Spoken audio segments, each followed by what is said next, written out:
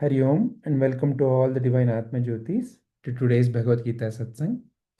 Let us continue our contemplation based on sriprabhuji's Purna Darshana Yoga talks on Bhagavad-Gita. Right now, we have completed contemplating till Shloka 5.9. So today, let us look into first the Shloka 5.10. Based on that, we have these many questions. First, let us reflect back on 5.10.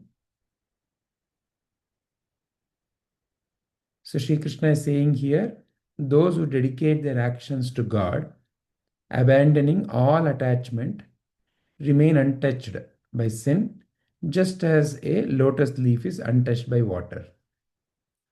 The entire chapter started with a question by Arjuna, where he is asking, which is better, Karma Yoga or Karma Sanyasa Yoga? Karma Yoga is doing actions without the attachment to the fruits of the action. Karma Sanyasa is a abandoning all the doership and the enjoyership. So realizing that I am the not the doer. So he's asking which is better.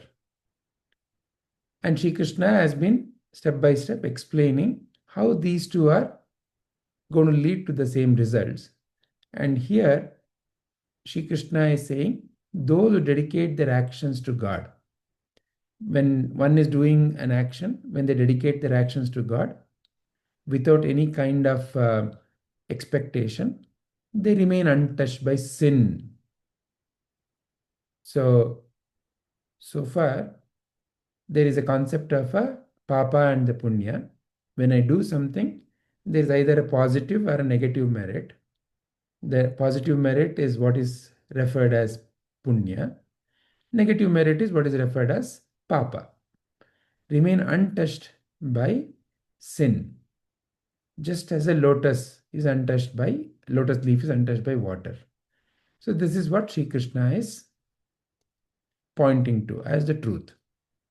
Based on that, we have these questions. How can offering all actions to God purify me? In our last session, we looked at one of the funny story that we have heard before, where a thief has in the front of a judge saying that I didn't do it, Krishna did it. So is that sufficient? We reflected on that at length in the last session. So therefore, we can begin with how does offering purify me? Offering to God or the divine or Sadguru. How can such actions purify me? We can start with that.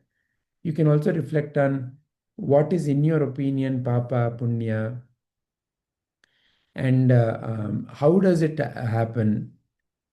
So if you look at the fourth question, so is it only Papa or Punya, or is there any other categories? Is any action can be classified only as Papa or Punya or any other categories?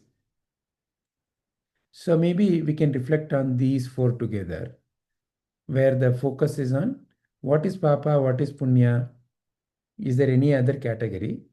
And how does offering to God or the divine or the Sadguru, how can that purify? What is purification in the first place? And how can it purify? So like that, these are the related aspects of that contemplation, which you can focus on. Who would like to begin?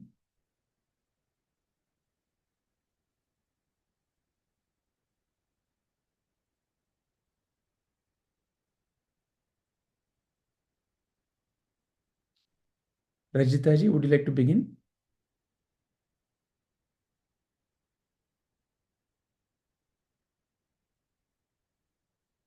Are you there, Rajita ji?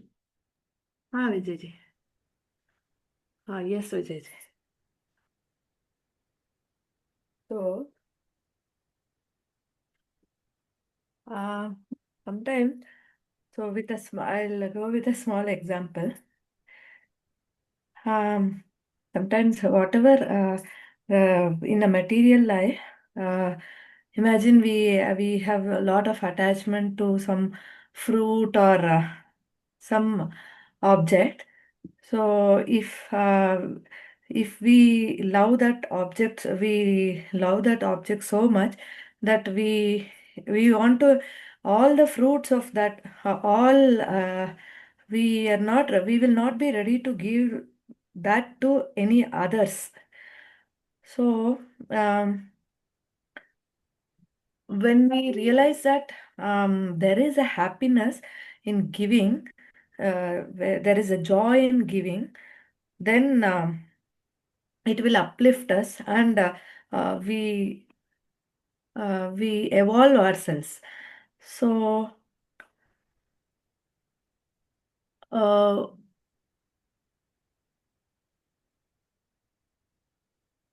what I meant was, um, when we feel joy, we feel somewhat we are not in that barrier. We feel more light-hearted when we give it to others. Whatever we are most attached, the objects or maybe anything, fruits or any material for that matter, when we start giving it to others, then we feel more lighter. So so our Shastras and Puranas, they tell you accumulate lot of punya by giving whatever is considered good to you, you need to give it to others. Um, so by offering the best to the others first, and then you need to have it as a prasadam. So if you do like that, you will gain punya. This is how they used to teach us. But initially, when we were a kid or teenager, I never used to accept. Uh, I used to keep. I remember I would like bananas a lot when I was 10 years old. So I used to keep the bananas for day after tomorrow. For after 1 week also, I want to have it. I don't want to give it to anyone. Anta. So later on, uh, when I read few books related to these Sanatana dharmas, and after some maturity, after some gaining some knowledge, I came to know that there is a joy in giving out whatever is. You think that you have to store it for yourself, Anta. So. Uh, So that is how I used to feel happy when I was giving it to I was offering as a offering to others what I considered was very sacred and very important. So by with that example, even in Advaita also, here Bhagavad Gita says, offering all actions to God will purify me. Purify me in the sense, purify this chitta. Chitta becomes impure if I stick on to I, me, and mine. ನಾನು ನನ್ನದು ನನ್ನ ಮಕ್ಕಳಿಗೆ ನನ್ನ ಫ್ಯಾಮಿಲಿಗೆ if I am bound by that I, small I, the small self, then the chitta becomes impure. So in order to purify that, we have to start giving. So in order to why that purification is needed? Purification is needed uh, to retain the jnana. Otherwise, we forget that we are all one. The duality will come. Advaita bhava, to retain that Advaita bhava in us, this purity of chitta, this purity of thought, emotion, and feeling, all these things are required.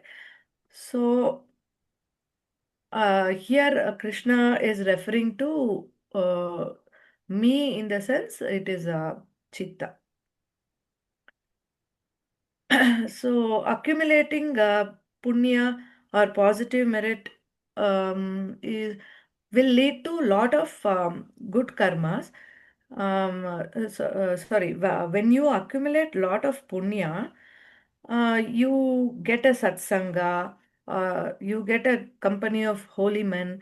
Again, it is a cycle. So your feelings, your actions, your continuous actions will lead to will motivate you to do a lot of punya, and then again you acquire the merit, and then you purify your chitta, and in this way you become you realize that the real bliss is in me. So that is how that purification takes place, I think. That is my understanding. Okay. So currently you've taken up only the first question to reflect on. Huh. Do you want to just stick to that? Yes, Let's for reflect on now. that from others, and then you want to continue to. Okay. Yes, then I'll. Okay. So in summary, it is in the chitta that there are some impurities. Mm, The impurities, according to you, are I, me, and mine. mm. And by performing actions as an offering to the divine, how does it purify? What happens when you start offering?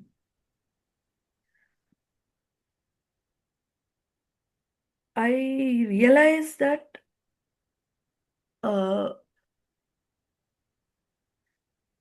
I realize that the this is not done by me, or everything is happening, and so.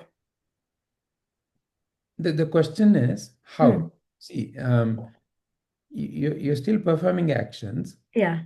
Now, what you are doing is mentally you're telling yourself, oh, I'm offering it, Hmm. right? What I'm doing is for the divine. Hmm. How does that uh, attitude, or how does that notion that you carry in your mind Hmm. purify your chitta? That chitta is mind is made up of uh, manas, ahankara, chitta, and buddhi. Yeah. So here the when I have a clarity in the chitta, when I offer it, that ahankara factor variation, it reduces. Aham, when it takes the akara of a mother, I keep everything for my mother, for my kids only. I don't like to offer to anyone. When when I take the, when I think that I am a universal mother, when I have that unselfish love towards the society, then my akara gets purified. Then I feel everybody, I consider everyone as my uh, everyone. I see, I look everyone as my the kids. I see as a universal mother. I see I myself as a universal mother. So I feel that so much love, compassion, kindness towards the society, so that akara changes when you that the mental modification takes place, where when you when you start giving the mental here, whatever we had, that bondage was a mental bondage because of the strong identity I, me, and mine. I, me, and mine are nothing but they are aham is taking one akara, akara of a daughter-in-law, akara of a mother, akara of a wife. So when I act for the universe, for the from the unselfish acts, nishkama karma, when I perform such acts, my akara, my that pure I gets purified. that akara, that ahankara gets purified. So in that process, my chitta gets purified. I'm not able to connect exactly, Vijayji. I don't know. Sure, sure. No, no issues, no issues. Mhm. So here, so there is a aham, which is Ha, related to, example you're giving is, ha, when you take the mother ha, akara, ha, when the mother akara is limited to only my children, ha, that is what you're referring as impure. ha, yes. However, in Mm, the feeling of offering, mm. the mother akara becomes Universal larger, mother. a universal mother akara, Ha, and that process of enlargement is what you are calling as purification. ha, yes. So there the ahankara gets purified, I feel, because I feel the other person or other kid who belongs to other area or other family is not separate from mine. So that expansion takes place. So expansion is something I feel positive. So there I feel the chitta is purified. That contraction, whenever I consider I have to keep this fruit for my kid only for tomorrow, then that contraction, that we don't feel that positive vibes. So there the chitta gets impurified. Hmm. So these ahankara, chitta, manas, all those are interrelated. So the bondage is in the mind. So the knowledge of Advaita, when I try to see, I can't directly, in the conscious state, it is not that easy to retain that knowledge throughout the day or throughout my lifespan because of the Maya Shakti. We forget our true real nature, and we go back to our samskaras, previous, we go back to our previous akaras, ahankaras. So staying in that universal state where expansion takes place and where I can retain that Advaita Jnana every moment to moment uh, purifies my chitta, and that is how You see I the purification happen. And how yes. does it help? Okay. Ha, Very nice. Very nice. Thank you very much, Ajitaji. thank you. Who would like to go next? Krishnaji, would you like to share? Yeah. That's offering of actions. So, offering all actions to God or divines. So I see any action one takes this material world uh, should be a offering in a way. Uh, so offering here I'm referring as it should be a selfless intention and which will be beneficial for others and as well as the one who is performing the action. So how does it purify? It's like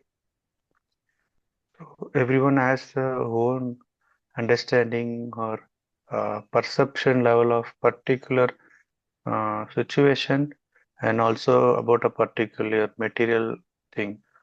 So, so, so through this selfless action, that me, who is that like who is identified with this body and mind, basically the chitta cleansing happens here. It unlearns. So how did I perceive particular situation earlier, and how did I perceive that earlier?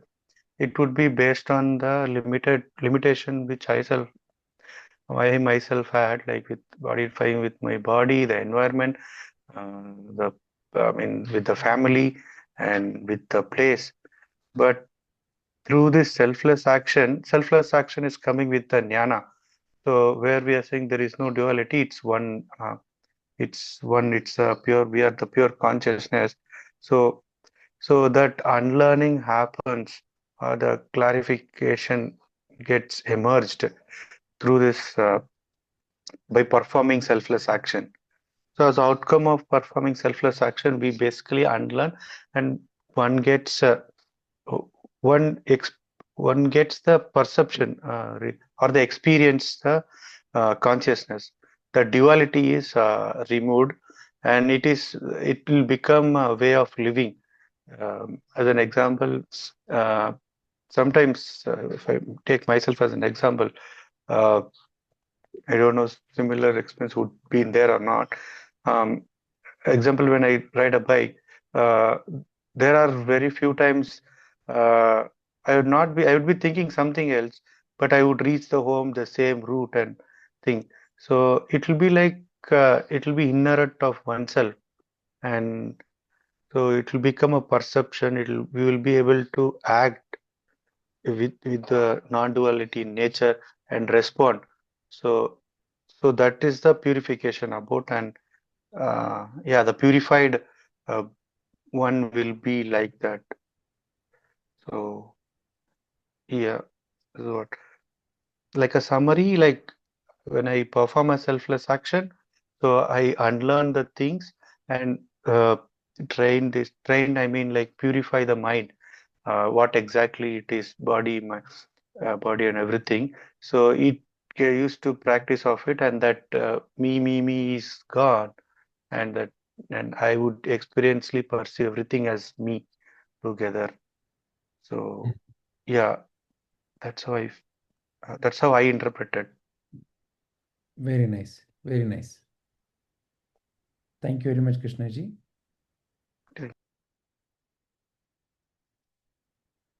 Anishaji, would you like to share your views?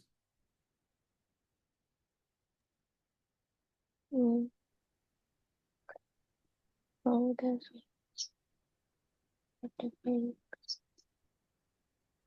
uh, if I go with an example, if I if I am cooking for my family, then uh, if I expect that my family praises me for the food I prepared, then it will be an uh, you're like expecting them to praise us, but if you do it out of love, then it then you won't have any of such feelings like I did this, I am the doer. So there is no such thoughts when you do it with a pure mind. When you do it to offer uh, out of love to your family, it uh, it it is it is not uh, not able to put into sentences.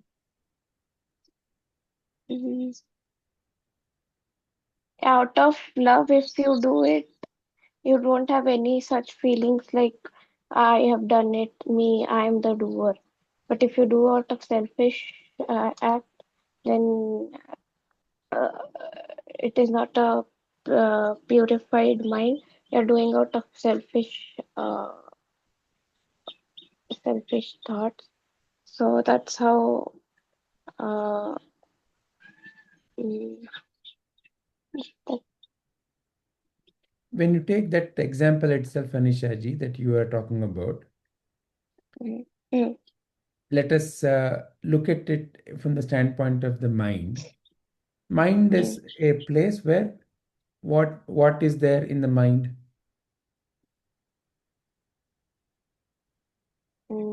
for thoughts. Thoughts, right? Only thoughts. So when Mm, you are doing something as let them praise me, I've done such a good job. So when something is being done with such a thought versus I'm doing it out of love, both are thoughts, correct? Yeah. Yeah. So on what, in what way are you saying one is pure thought and another one is impure thought? What is purity here in terms of the thought? Mm. Sir, you're doing it, purity means if you're doing it without any gain, you're doing it out of love.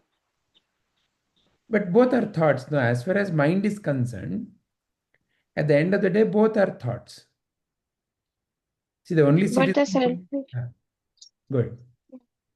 but the selfish act is like if you expect something from the action performed. Yeah. So, what is that you expect? Let's say praise. What is praise? Ultimately, that's also another thought, right? Mm. When you feel that somebody has praised, so that's also another thought. So, in the first approach, there is a thought called as they should praise me, and I'm expecting a praise. And praise also, when it comes, it's a thought. So that's first approach. Second approach also, there is a thought, and the thought is I'm doing it out of love. So how is one kind of a thought impure, another kind of a thought is pure? What is the major But difference? it comes through experience. So, like you understand which one is a selfish deed and not a selfish deed. True. What is a selfish thought and what is an unselfish thought? You are able to distinguish. That is correct. But the question I am prompting is when something is being done as a let them praise. So, what is that let them praise is a thought. What is that I'm doing it out of love is a thought.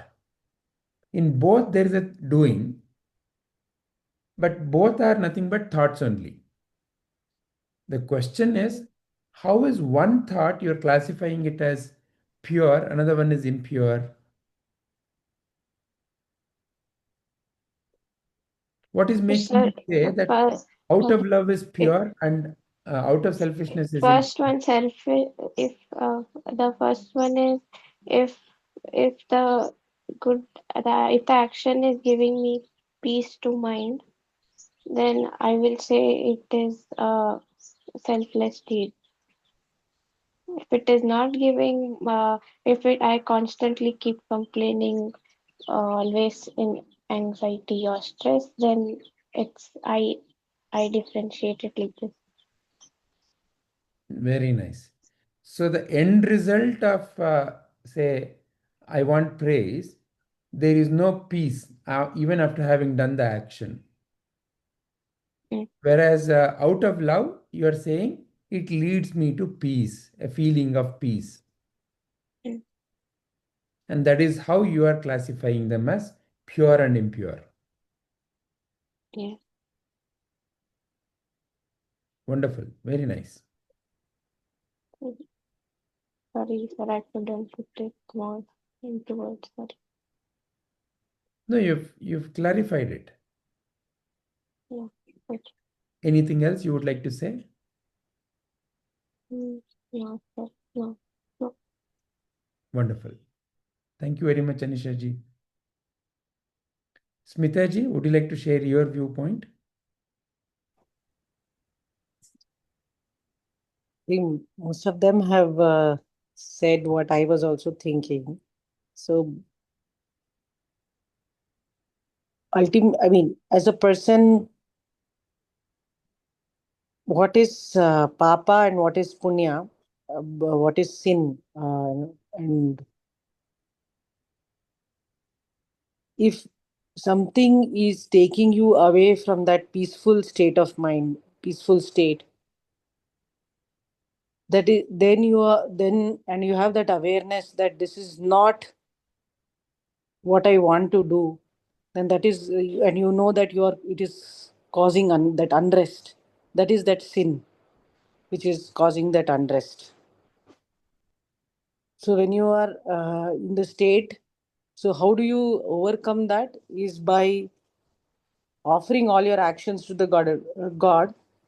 By that I mean you are in every action that you perform, you keep the seva bhava. You first, you if you keep the sense of seva and doing it with that divine intent, then you have that sense of peace. Then you feel that peaceful state. So that very simply, I think it is that way. The minute you start thinking about desire, and then you, how much ever you want, you will always have that state of unrest. Oh, siklila, oh, ida madakaglila, you did not get this. So that state, you are always in the one is always in the state of unrest. That unrest leads to all the problems that one has. So that unrest is what you are also referring as impurity. Yes, yes. Wonderful. Anything else you would like to add, Smitaji? No, I'm good. Thank you very much. It is a struggle which I think many of us, at least I do face a lot, to come out of that unrest and pushing yourself to the state of rest, which ideally should be very easy.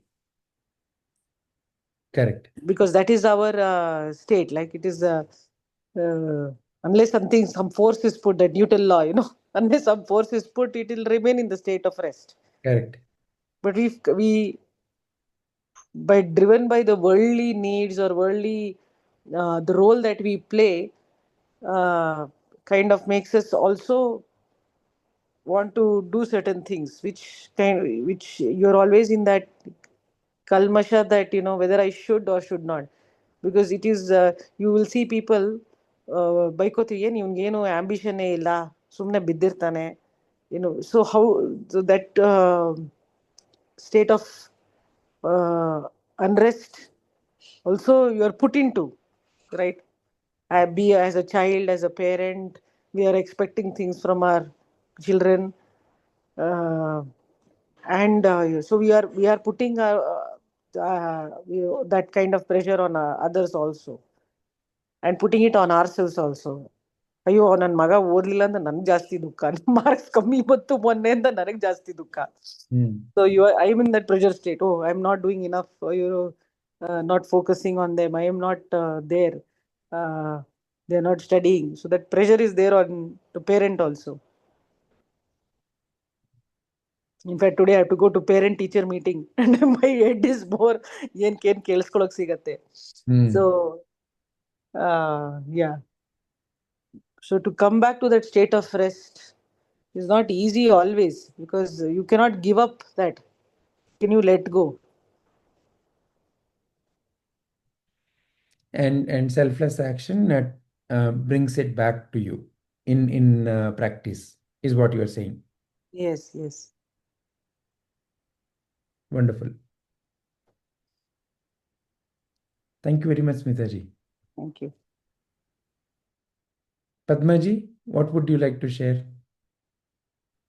I think everyone has summarized there very beautifully. I think I will just highlight like 2 examples of how you can see this shloka in a maybe in a clearer way. I mean, this is what helped me. So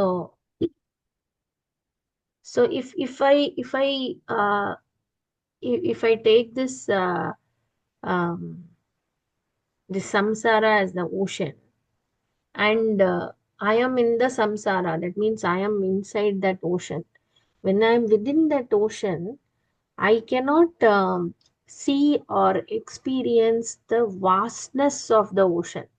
I am just stuck in that one wave, and that wave is throwing me here and there and pushing and pulling. So my battle is only with that particular wave, and then how big it is, how it is pushing and pulling me here. All this I'm not able. I'm just entangled in that particular thing. I only when I come out of the ocean and stand on the, on the beach, then I can see that that same wave which was troubling me is seemingly really calm. No, when I view at the total picture, when I look at the entire ocean, that single wave I cannot see, or rather I cannot experience it so harshly. I can just witness it and let it go, like, because there is another wave coming, there is another wave coming, there is no end to that wave till you are inside that ocean. Only when you come out of that ocean, you can have a clearer picture, larger picture of where you fit into all this. Otherwise, you think that, oh my God, this is all happening to me. Everyone else is peaceful, and it is more like a something is punishing you. That kind of attitude you get into. So when you have that kind of attitude, then obviously there is a constant judgment of not only what others are doing, but subconsciously you're also judging what is happening through you. And you get into these perceptions of, I did this, maybe I should have done it like that, or maybe this was wrong, that was wrong, he did wrong, she did right. All these things we get into. However, when I look at the situation from outside, I can view a larger picture, and that gives me a better understanding of, okay, why this happened, or why this situation is coming, and then how I can do my best in this situation, what I can do best in this situation. That clarity will emerge. And if I when I talk about purifying, or when I see the question of purifying, I feel that as a as an entity with strong ego, if I am so ego driven, and I somewhere believe that okay, I have a lot of things to be corrected, I am a papi, this and that, then for that again there is only one solution, that you have to purify yourself. Again, for that I can take an example of a water glass filled with muddy water. So, and suppose there is a condition that you cannot throw the muddy water out just by pouring it out. So what do?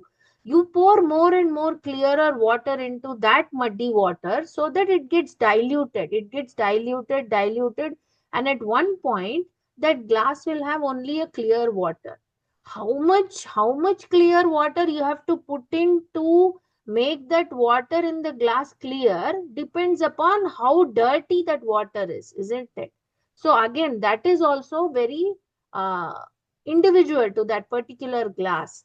So that is how I see this purification, sir. And uh, if you are in the state of outside, when you're standing on the beach, there is no papa and punya. No, there is only actions are going on. The wave is coming, wave is going, and you are remaining detached. You are not entangled into it like how you were thrown here and there by that wave. So that is not happening. So when that is not happening, then you just witness what is there for you to take credit in that ocean, or even in that wave. There is nothing for you to claim even there. Can you make the waves come and go? Can you stop the waves? Can you make the waves come faster? No, nothing. You, the only thing you can do is you can just sit and witness, let the wave come. When the wave comes, what comes with it, you do whatever is needed, and then it will go off on its own. That is how I understood, sir, the shloka. Very nice. Wonderful.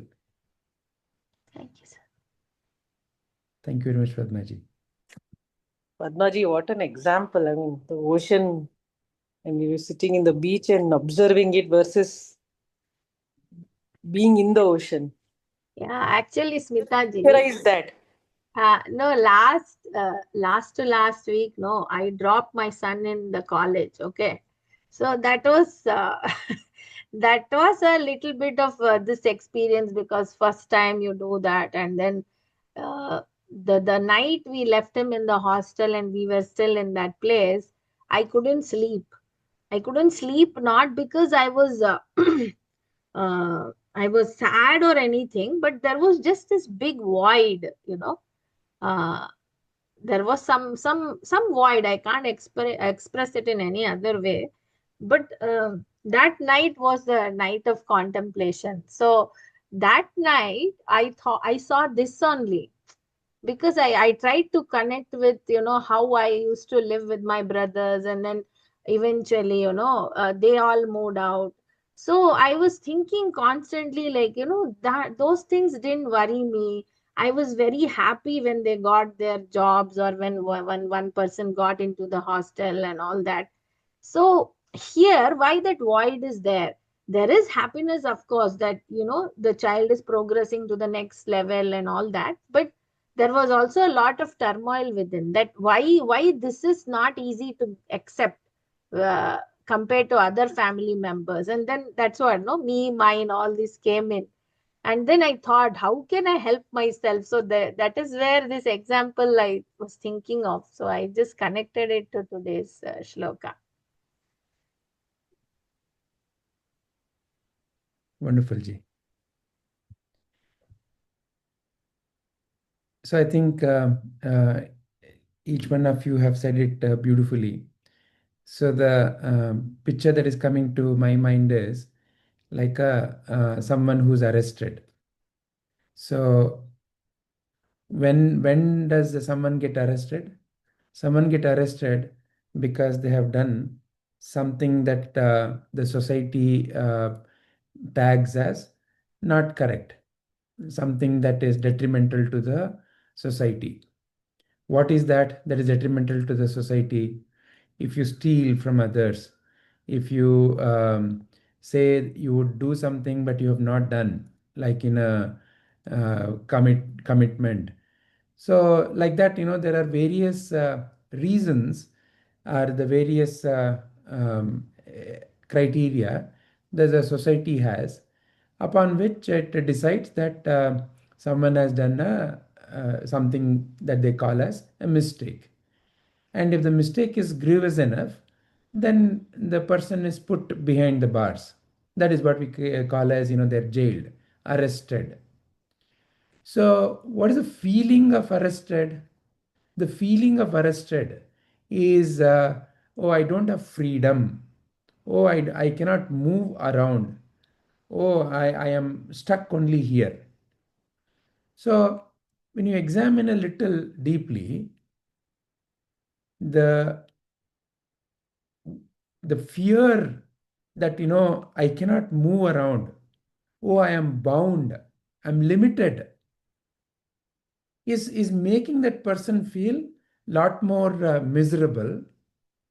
Otherwise, in a way of looking at in terms of the way the life functions, there is really no difference.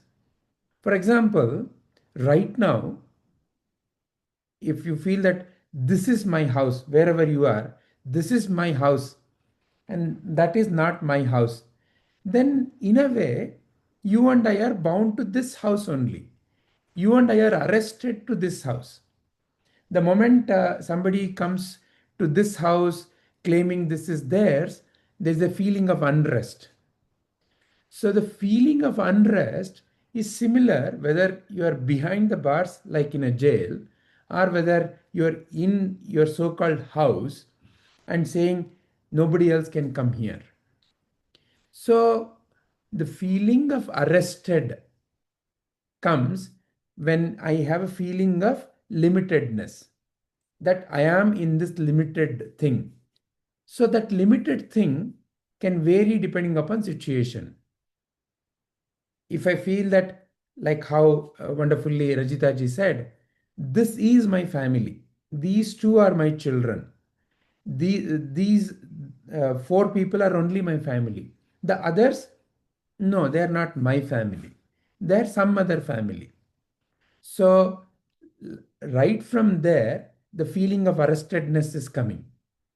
It's another small wall where I have constructed in my mind. How? Through my thoughts. That I am this and this is my world. So the feeling that this alone is my world, oh, this is my family, based on what? Based on biological connection. Many may feel that family is by biological connection. If the person has been biologically connected to me, then only it is my family, my relatives. Otherwise, they are not my family. So, biological connection is the criteria for family. Or in some cases, you may take the, oh, it is a connection to my community. Your definition of community could be anything. It could be based on, say, gender. Some people take the community of gender as a very strong connection. We are female only, I am male only, or I am Indian community, or I am Kannadiga community, or I am Tamil community. Like that, community based boundary is also another feeling of arrested, because the moment there is something else which is outside the boundary, the feeling of unrest comes. That is the arrest. Now, in this arrest, the only way I can come out of that is like how already all of you said. How do I come to rest then? What is the way by which I can come to the rest? I have to somehow break these barriers. I have to break these barriers that I myself have created. What kind of barriers I have created? I have created millions of barriers. So the barriers range all the way from I am a person is a barrier. If you notice, I am a person is a big barrier, because by I am a person, I define myself in various ways. By the body, I am a man, then there's a woman. Oh, I'm an adult man, there is a child man. So then there is a me and the others when I start thinking of myself as a person. And that thinking is coming from various kinds of body based associations. As a body, if I think I'm just this body, I get various kinds of labels to define myself as. And every such definition is a jail cell. If I am a grown up man, then I cannot feel the child. I cannot feel the woman, because I'm a grown up man.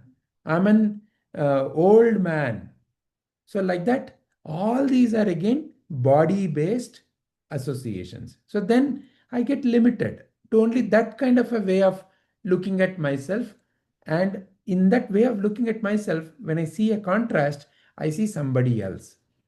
Then, if that interaction with that somebody else is something that is uh, contributing, let's say, positively to what I consider as positive, I feel happy. Otherwise, I get distorted. I get disturbed, because there is somebody else who's out there who can create some unrest in me. If I am um, a man, and if I need this much of a space, and if someone is not willing to give me that much of a space, I can get disturbed. So like that, various afflictions come because I have created this thought that I am this person. Then that I am a person can take various mental forms. That is where all of you already reflected in terms of various roles. I am a mother, I am a father, I am a boss. So each role that you consider yourself as, that I am only this, has its own various kinds of jail cell and can cause its own mental disturbance. There was one particular incident where when I was owner of a company, somebody who I called as my employee was working on some other customer's project, and that customer also happened to be my friend. And one day that customer wanted to attract this employee of mine by giving the employee a higher salary. And I knew that that conversation was going to happen when that friend approached me. And at that time, the mind was getting very jittery. This employee is my possession.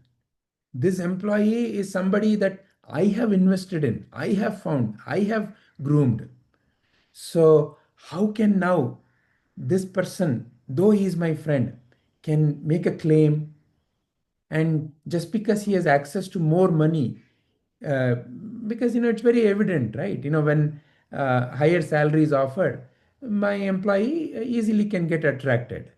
So the mind was in lot of turbulence. How can this be? How can he go away? How can my friend behave like this? All these were the various waves appearing in the mind. At that time, another wave also appeared. And that wave was the voice of the Sadguru. And that voice said, who is that is in the form of the other friend? Who is that other friend? That other friend is also divine only. Now that other friend is divine, if the other friend is a God, what is that you and I offer to somebody you and I would call as God, as divine? In our home, when we do a puja, what is that we offer? We offer Naivedyam. What is Naivedyam? Something that you feel is most precious, something that you feel is most valuable to you.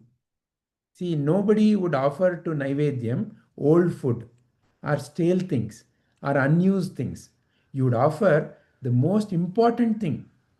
In fact, only after offering, if at all anything is remaining, you would take, is the fundamental idea of Naivedyam. So, what is the Naivedyam here? Oh, this friend requires this employee. May it be so.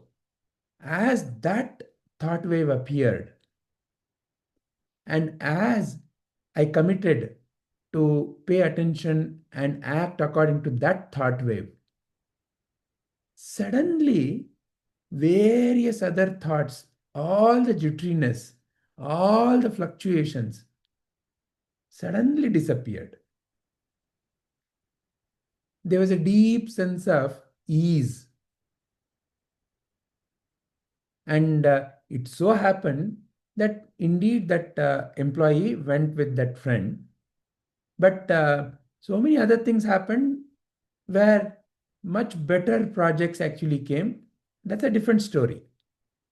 But focusing on that particular moment, the feeling of arrestedness, the jail was, my employee is being poached by my friend. As that feeling gave away to, it's the, what is that I want to offer to my friend at this point of time? Suddenly, there was a sense of ease. Why? Because the boundary, whatever the boundary I had in my mind, that boundary got torn. That went away. When the boundary went away, what is you naturally shines. So, I am a person that I need something, when that went away, suddenly the feeling of rest, which is your natural state, it starts shining. So that is how, from a feeling of arrestedness, that I am this and I am bound, when I offer, rest is natural. Rest is you are always at rest. However, when the attention is towards the mental modifications, like how Padmaji said, waves, when the focus is on the mental modifications, the various waveforms, what is situations? Various waveforms. When the attention is only to what I can get out of that waveforms or what I will lose, then the jitteriness increases, the feeling of arrestedness increases. And when the feeling is that of offering, the natural state of you shines from arrest to rest. Hari Om.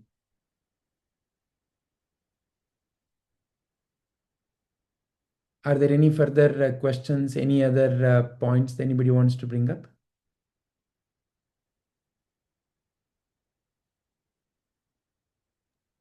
No, sir. No, Vijayji, very clear. Wonderful. So, if that is the case, do we want to continue, or do we break here and continue in the next session? What is the consensus? We can continue in next session, sir. Sure, Ji. Yeah, yes, sir. Harihi Om. Shri Gurubhyo Namaha. Sarvam Shri Krishnarpanamastu.